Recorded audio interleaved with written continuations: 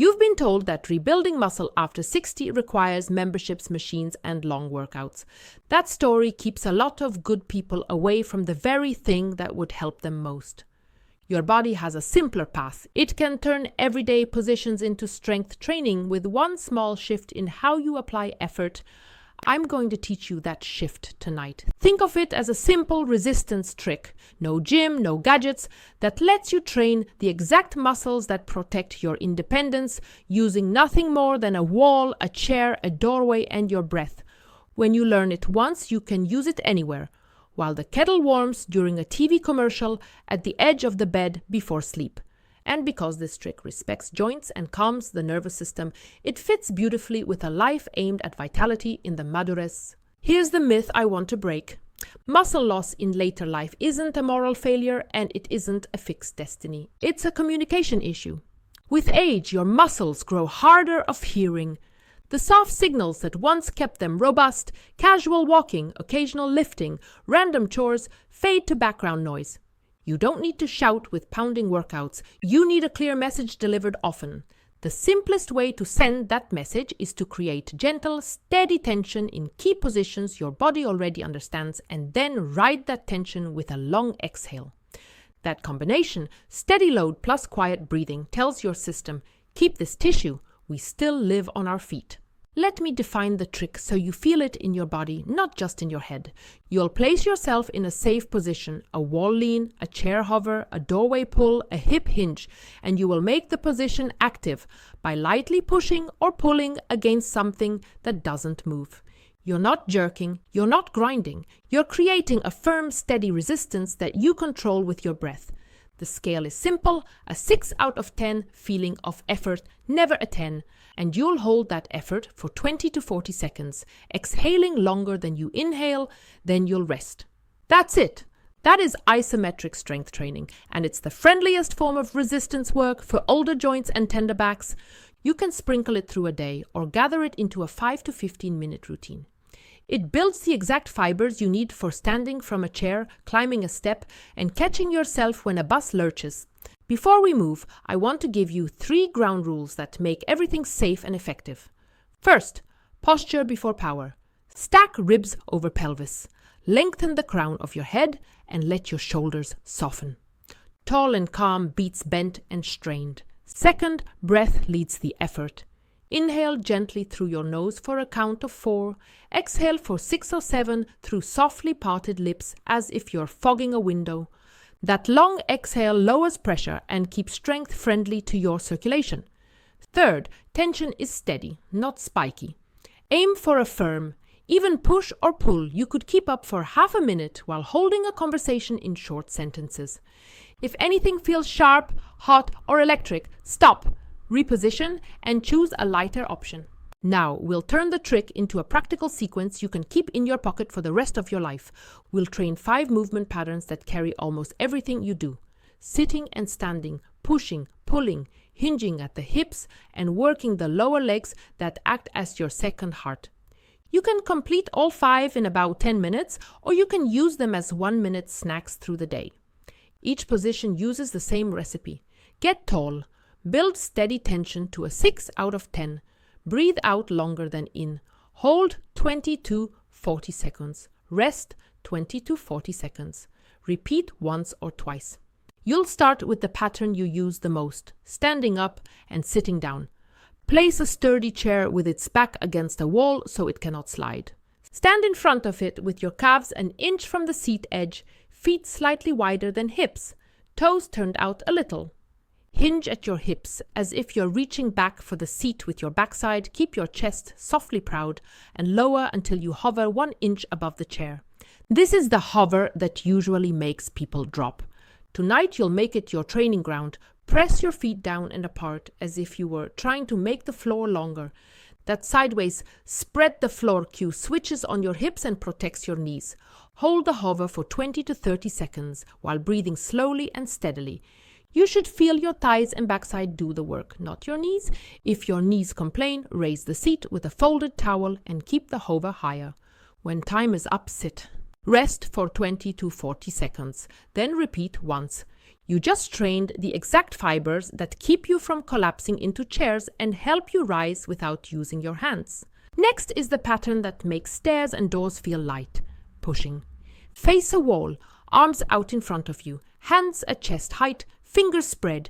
Step 1, small foot length back and place your palms on the wall without moving your body. Try to push the wall away. You won't win. That's the point. Keep your heels heavy and your ribs stacked over your pelvis. Don't let your chest sag or your lower back sway. You'll feel your chest, shoulders, and arms engage. But the secret benefit is the way this position asks your trunk to wake up and your ankles to stay anchored. Hold a gentle push for 20 to 30 seconds, exhaling longer than you inhale. Rest, then repeat. If wrists are sensitive, make gentle fists or place a folded towel between the wall and your palms. If balance is tender, keep one foot slightly forward and one slightly back and never rush the setup. Pulling is the other half of daily life. Think of opening heavy doors, lifting bags, or holding a handrail. Step into a doorway and wrap your hands around the jambs at about rib height with your thumbs pointing upward. Walk your feet forward until there's tension in your arms and your body makes a small lean back. Then sit your hips back just an inch as if you were starting to sit. Now pull yourself toward the doorway like you're trying to drag the house closer, but don't move. You'll feel the muscles down the back of your shoulders and between your shoulder blades wake up, along with the backside of your arms. Keep your neck long and your jaws soft. Breathe your long exhale and hold steady. This is one of the best patterns for posture because it counters the rounded positions we live in and teaches your back to support you without strain. If your grip is limited, loop a towel around the jamb on each side and hold the ends like handles. The towel spreads the load across your hands. Hinging at the hips is a quiet superpower after 60 because it lets your hips, not your knees, initiate movement. Stand facing a countertop and place your hands lightly on it. Step back half a foot, soften your knees, and tip forward from the hips as if you were bowing, keeping your back long. Push the countertop straight down without leaning on it and imagine your sit bones reaching backward like headlights pointing behind you. Now create your resistance. Try to drag your hands backward on the counter without actually moving them and at the same time drive your heels into the floor as if you were going to stretch the room longer. That combination lights up your backside, glutes and hamstrings without bending your knees deeply. Hold for 20 to 30 seconds, exhale long, rest, repeat. If your lower back ever gets chatty, think long through the crown and reduce the angle. This position teaches your body to load the hips for lifts, garden tasks, and getting something out of the trunk without a back complaint later. Your lower legs deserve their own attention because they pump blood and stabilize you on curbs. Stand tall with fingertips on the back of a sturdy chair or countertop. Rise onto the balls of your feet slowly until you're as tall as your toes allow, then stop moving and hover. Instead of bouncing, shift into steady tension by trying to press the floor down through your big toes while keeping your ankles tall. The hold turns this into safe resistance work for the calf complex without pounding. If balance is tricky, keep both hands down and set your feet a little wider. If your feet cramp, reduce the hold to 15 seconds, lower, wiggle your toes, then try again. The goal is quiet endurance, not a dramatic burn. You now have a 5-position circuit. If you want the shortest effective routine, do one hold of 20 to 40 seconds in each position, then take a 1-minute stroll around your home to let circulation catch up. If you want a fuller routine, do 2 holds per position. The entire session will take you 10 to 15 minutes. Your target is quality, not numbers. Your breath is your metronome. Your face stays quiet. Your joints feel respected. The beauty of the trick is how portable it is. On a busy day, mix it into life in 1-minute bites. Hover above the chair for 20 seconds before every sit at breakfast and lunch. Lean into the wall and push the house while you wait for the microwave. Do a doorway pull just before you open the fridge. Rise onto your toes and hold while the kettle finishes. Bow into the hip hinge for a gentle hold after a long stretch of sitting to reset your back. If you do even 3 of those bites in a day, you've told your muscles you still live here. Progress should be clear and low stress. Start with 20-second holds and add 5 seconds every few days until you reach a comfortable 40. Then adjust leverage. Step a hair farther back from the wall for pushes. Lean an inch more in the doorway for pulls. Take your hinge a touch deeper or hover a whisper lower above the chair. You can also add breath ladders instead of time, 5 complete breaths per hold this week, 6 next week, 7 the week after. Breath makes the work measurable and calming. When every position feels steady, combine holds with small controlled movements. In the chair, hover. Pulse 1 inch up and down for 5 slow counts without sitting. In the wall push, shift weight from one foot to the other for 10 steps while you keep the pressure steady through your hands. In the calf hold, lower halfway and come back up to tall twice before resting. If any progression irritates a joint, return to the friendlier version. Progress is a conversation, not a contest. A few common concerns deserve gentle, precise answers. If your knees complain during the chair hover, raise the seat and let your hips move back first so the thighs share the work. If your wrists are sensitive in wall pushes, keep fists neutral or push your forearms into the wall like a gentle plank. If your shoulders tighten in doorway pulls, slide your hands lower on the jamb and bring your body a little closer. If your back is cautious in the hinge, shorten the distance and imagine you're reaching your tailbone to the wall behind you while someone lifts a string from the crown of your head. If balance is hesitant, keep one hand on a stable surface at all times. The goal is to practice often without spikes of fear. Confidence is a muscle. It strengthens with safe repetition. Because your muscles rebuild at the dinner table, and while you sleep, let's give them what they need to use the signal you're sending. After 60, morning is the best time to begin with intent. Within an hour or two of waking, anchor breakfast with a meaningful portion of protein so the first training you did, maybe that chair hover while the kettle warmed, has building blocks to work with. A simple plate could be 2 eggs with tomatoes and spinach plus a side of Greek or soy yogurt, a cottage cheese bowl with berries and a spoon of nuts, a milk or soy milk smoothie with a measured scoop of whey or soy, or a tofu scramble with vegetables and a warm corn tortilla. If your appetite is small, start with half portions, but make them real. Later in the day, a 5-minute stroll after meals steadies blood sugar and sends circulation to your legs, which helps recovery and reduces evening heaviness. Hydrate earlier rather than late so sleep stays unbroken. Your muscles do their best repair in that first deep block of the night. If dinner was light, a small protein-centered snack 30 to 60 minutes before bed, a cup of Greek or soy yogurt, half a cup of cottage cheese, or a small glass of milk or soy milk, gives your body a quiet trickle of amino acids to build with while you rest. Safety is part of strength, so here are bright line rules that protect your progress. Stop and talk with your clinician if you have chest pain or pressure, unusual shortness of breath that doesn't settle, faintness, or a joint that becomes acutely painful, hot or swollen. If you've had recent surgery, a new injury, or weight-bearing limits, keep every position inside your instructions and ranges. If blood pressure or blood sugar are part of your daily management, you'll likely notice they behave better with this style of training, but keep your usual monitoring and adjust with your team, not alone. If you use a cane or walker, these positions can still be yours. Place the device nearby and keep one hand on a stable surface.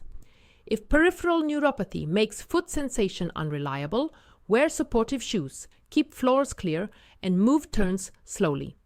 None of these cautions are barriers. They're railings that let you walk the path safely. Let's place the routine into days that look like yours so it sticks. Picture a morning rhythm. You wake, sip water, and stand by a sturdy chair. You hover above the seat for 20 seconds with a soft, long exhale. Sit, breathe, and repeat.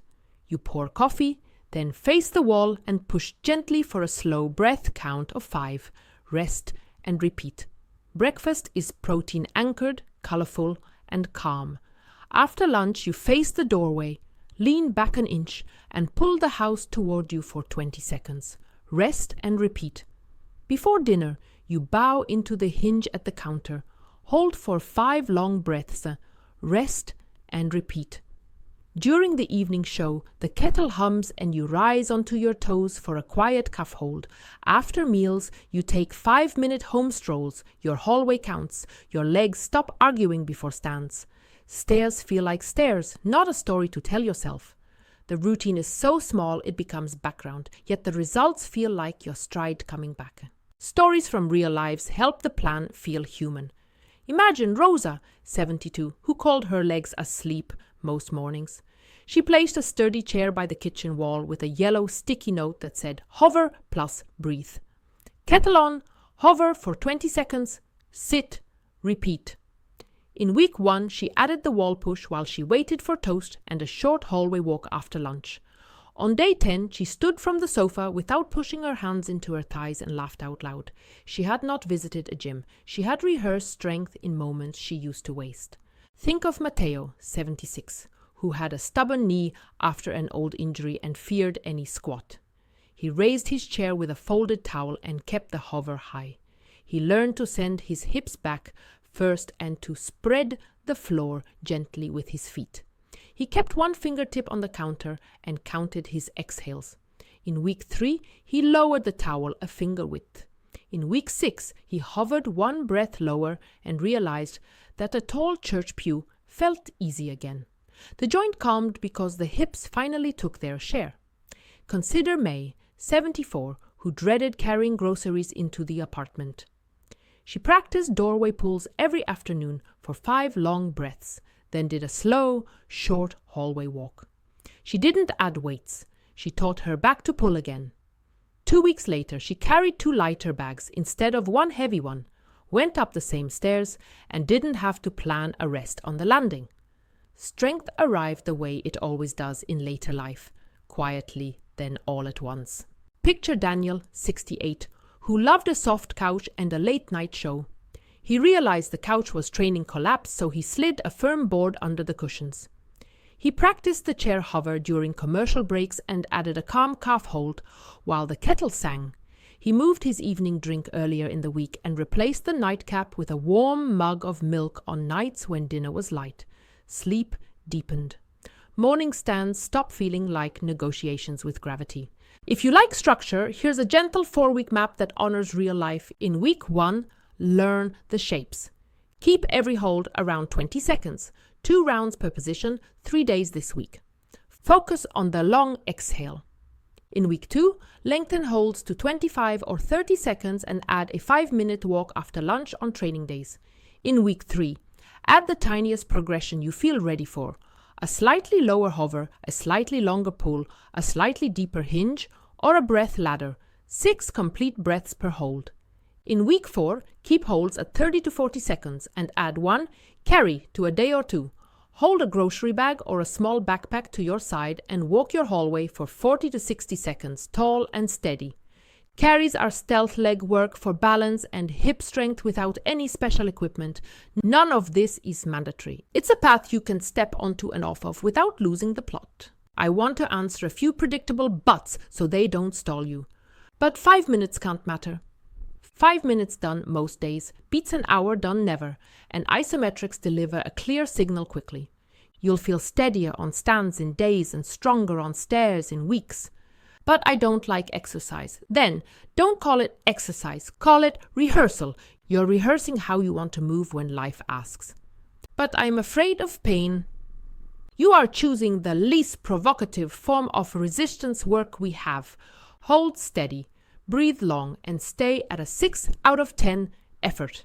Pain is a stop sign, not a requirement. But I don't have willpower. Anchor the holds to what you already do. Kettle on means hover. Fridge door means pull. TV commercials mean wall push. Brushing teeth means calf hold.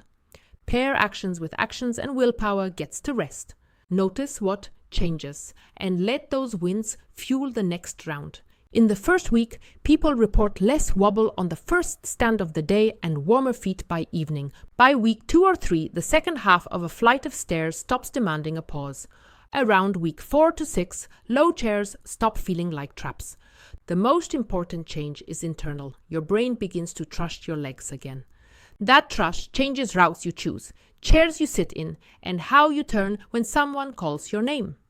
Vitality in the madurez isn't a number, it's the quiet confidence that your body will do what you ask of it without drama. Let's end by wrapping the idea into one sentence you can put on your fridge and live by tomorrow morning. Create steady tension in safe positions. Breathe out longer than you breathe in, and repeat most days so your muscles remember they belong to you. If you want a single action to make that real, set a chair against a wall tonight and place a small note on the seat that says, hover, pulse, exhale. When you wake, stand, hinge, hover 1 inch above the chair, exhale as if fogging a window, hold for a count of 20 seconds, sit, rest, and repeat.